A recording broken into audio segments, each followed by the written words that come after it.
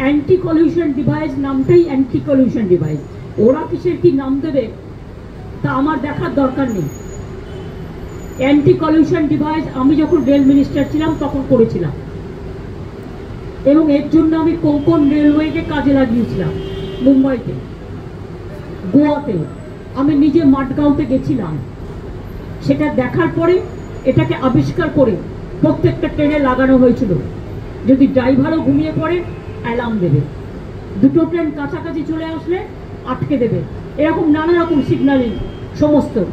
সুতরাং ওরা ওদের ভাষায় প্রত্যেকটা জিনিস, ভাতটাকে এখন কেউ ভাত বলবে, কেউ রাইস বলবে, কেউ চাল বলবে, কেউ আবার আরও কিছু নতুন ভাষা যুক্ত করতে পারে, সেটা তার নিজের ব্যাপার।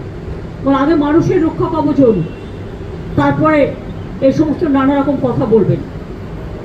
রেলে একটা স্ত্রী ছিল, আজকে তো আমি অনেকটা শুনেছি, এটা ক্রিটিসিজম নয়, এটা একান্তই প্যাসেঞ্জার অ্যাবিলিটিস এত কমে গেছে যে যাত্রী নাইট জার্নি করে, এমনকি যেগুলো স্লিপার কোচ, এমন বিছানা দেওয়া হয় শুতে, তাতে নানা রকম ডার্টি থিংস থাকে, বাথরুমগুলো পর্যন্ত ক্লিয়ার করা হয় না।